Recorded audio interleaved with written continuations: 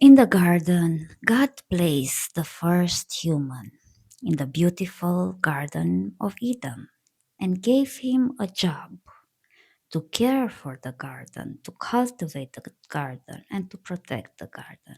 And God said, "You can eat from any tree here, enjoy all of them, except one. Do not eat from the tree of knowledge of good and evil.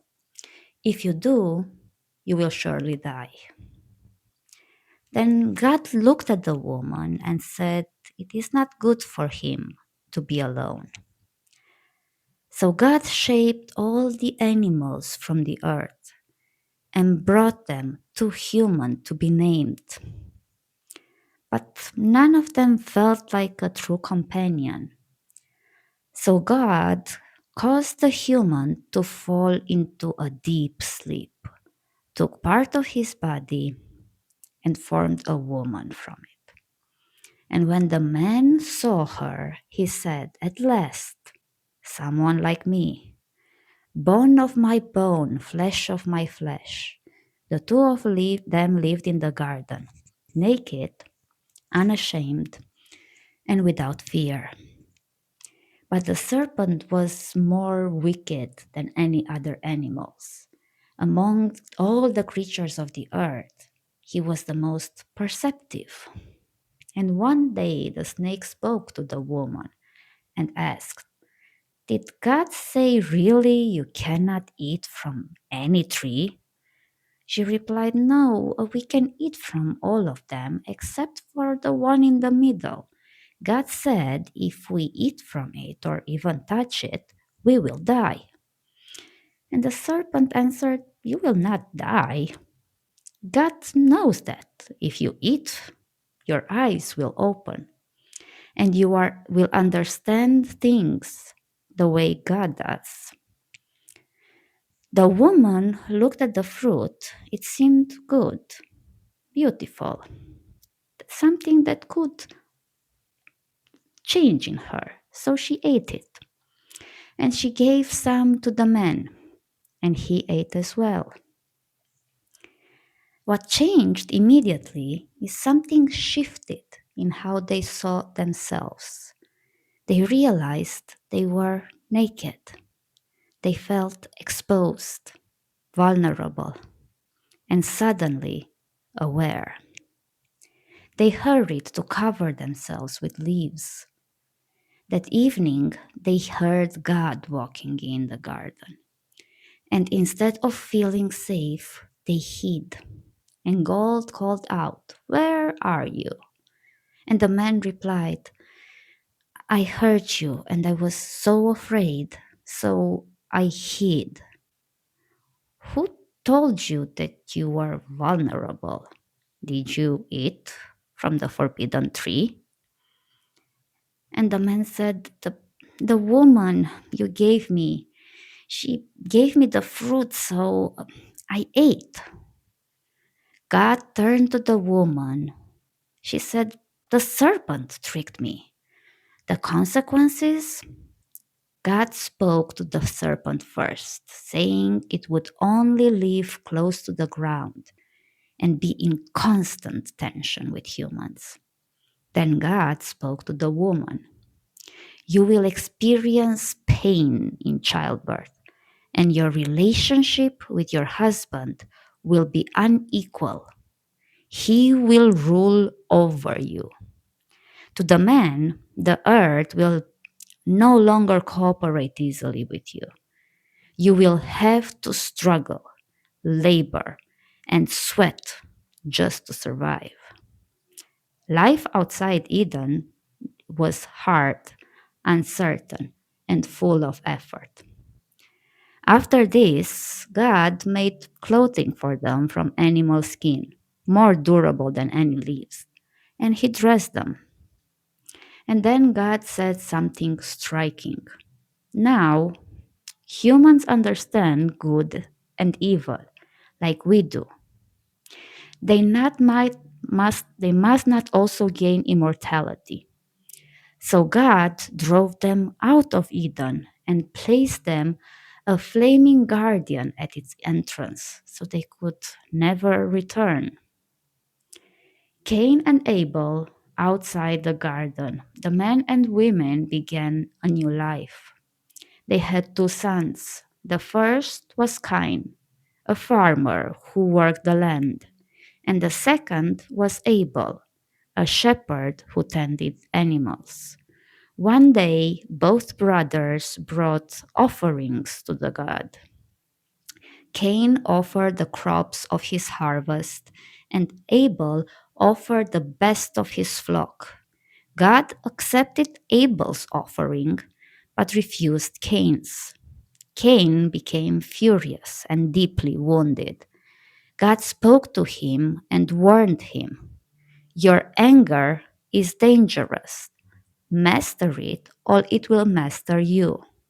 But Cain did not listen. He invited Abel into the field and killed him. Later, God asked, where is your brother? Cain answered coldly, how should I know? Am I responsible for him? And God replied, your brother's blood is crying out from the ground. Because what you have done, the earth will no longer give you its strength. You will wander forever. Cain cried, this punishment is too much. Anyone who meets me will want to kill me. So God marked Cain with a sign of protection and declared that anyone who harmed him would face severe consequences. Cain left and settled in a distant land called Nod, east of Eden, a permanent exile. Om Namah Shivaya. Om Namah Shivaya. Om Namah Shivaya. Om Namah. Today, I want us to look at the story of Genesis from a different perspective. This is not the genesis of humanity. This is the genesis of something very specific. This is the genesis of patriarchy and culture as we know it. First of all, I want to position Eden geographically for you and to see the two options that humanity had at a certain point in history. So, around 12,000 years ago, we discovered agriculture. And with agriculture, surplus of food, of grains appeared.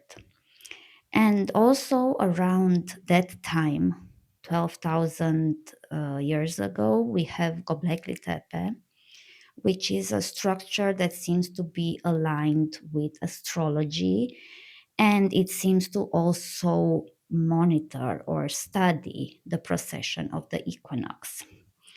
Now, what's interesting about Göbekli Tepe is the fact that it's not close to any human settlement. So even if there were human settlements around it, they would be temporary, which suggests that it was most likely a place for commerce between tribes. It was a place for cooperation, for openness, for commerce, trading of knowledge, considering they were also aligned with astrology, ritual, communal ritual, ritualistic exchanges between different tribes. So, in 12,000 years ago, we have clear proof that this is how different tribes of humans used to mediate between them in a far enough space from any established civilization and only going there specifically with the intention to trade, exchange knowledge, goods, and information. and also probably used in ritualistic sense. And the other side, we also have 9,000 years ago something quite unique for the whole earth. We have the city of Jericho. The city of Jericho is unusual for the time, completely unusual for the time.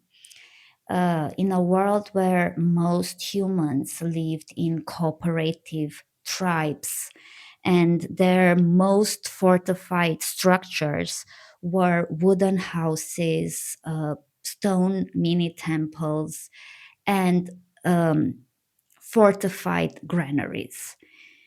In Jericho, we have a structured wall with houses, with fields inside, and with a river passing right inside it.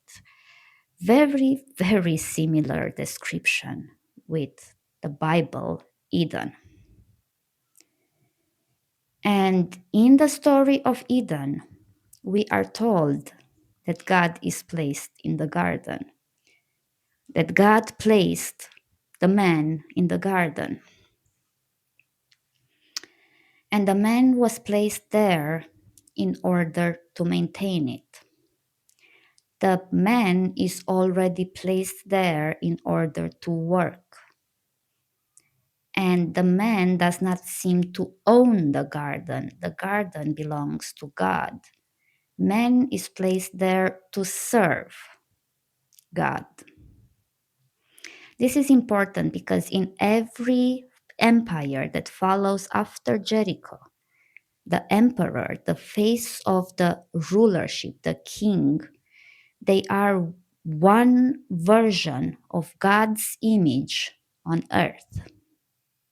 The ruler is always God sent on earth. So in Eden, we don't have God sent on earth. We have actually God and man being the manager, man being the person who names the animal, man being the person who works the field. But man does not know any danger, any fear. He is in perceived eternal comfort and freedom.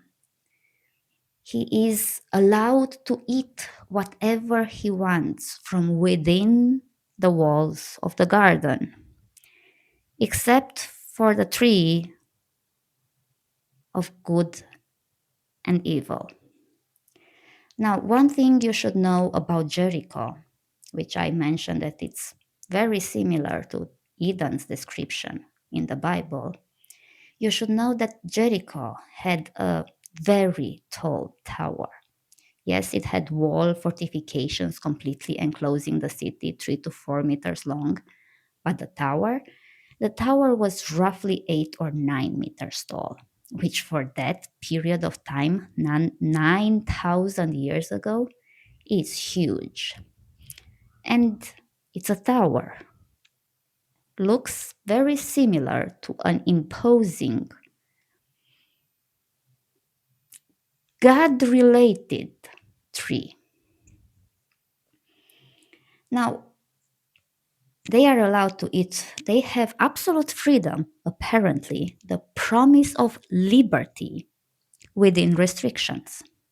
Now, this is an important fact again, because every city after Jericho offered freedom and benefits within the empire for certain exclusions, for certain not noticing, let's say, for certain avoidances. You can do whatever as long as you avoid that. You can do this and that as long as you don't break the law. You can do whatever you want in the land of the free as long as you respect the constitution. Every single empire after promised the same thing: liberty within restrictions. So this is the second mentioned that it matches perfectly. Now, in older Jewish texts, we also have the story of Lilith. Lilith is the first created woman. She was created at the same time with Adam.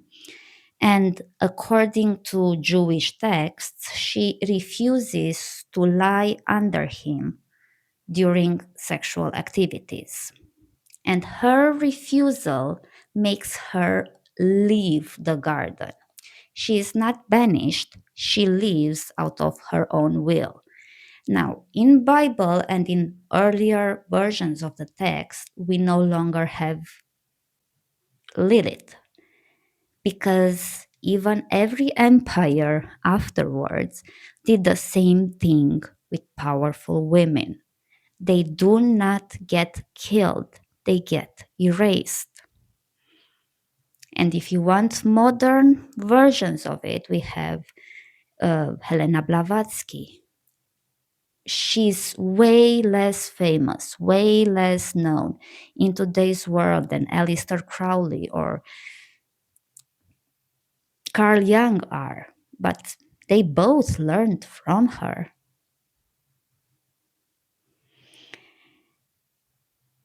Every single time the empire stumbles upon powerful women, it erases them from history. They disappear from the told story. And the woman that is replaced in the told story, the replacement that Adam gets instead of Lilith that didn't obey him, is not his equal. She's taken from his side. So, from his side, even in today's language, would mean related. So we already have the idea of maintaining bloodline to avoid combining with people who don't subscribe to the garden's hierarchy and rules. But the serpent, in my opinion, being feminine intuition or curiosity or knowledge or transformation in any shape or form, the woman becomes curious about the fruit. And she brings Adam as well. Now let's go back to the idea that Eden is Jericho, the first city ever created, the first walls ever built, 3 to 4 meters tall. Jericho existed for over 100 years, so it existed for several generations. Adam and Eve were always in the garden. They have no idea what is outside.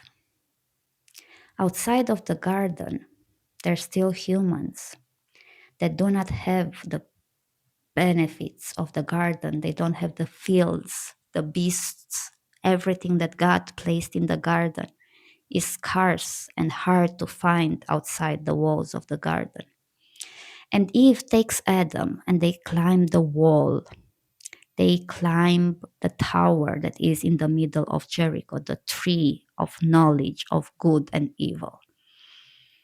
And when they see what is outside the walls, and when they see people suffering outside the walls, when they see people struggling outside of the walls, they feel two things at the same time.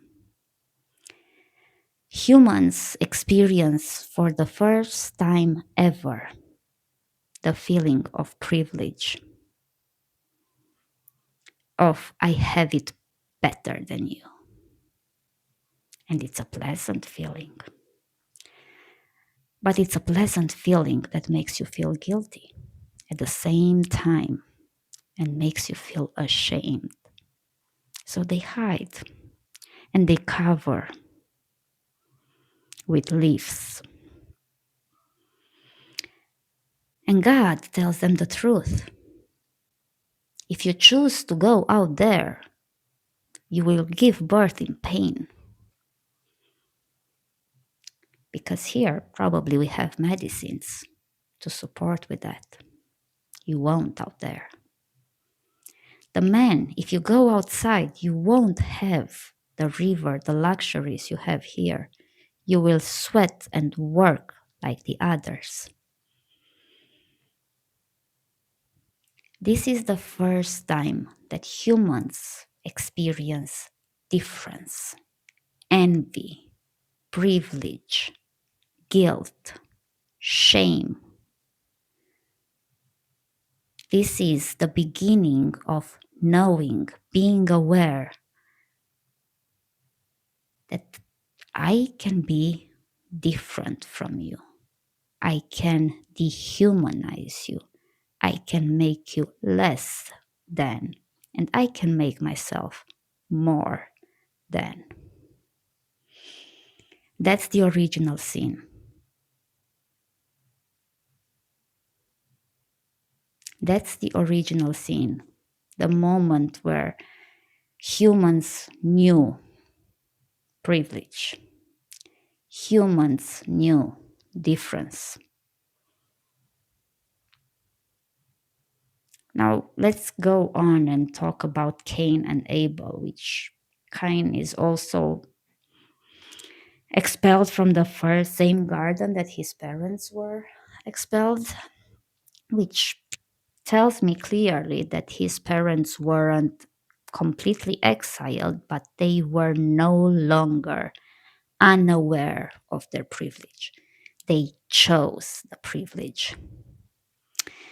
And when Cain kills Abel, he's told before, you should manage your anger because this won't turn out good for you, which clearly tells us that at the beginning, at least, violence was still not tolerated within the walls of safety. And it tells us very specifically how violence was dealt with within the walls of safety, within the walls of heaven.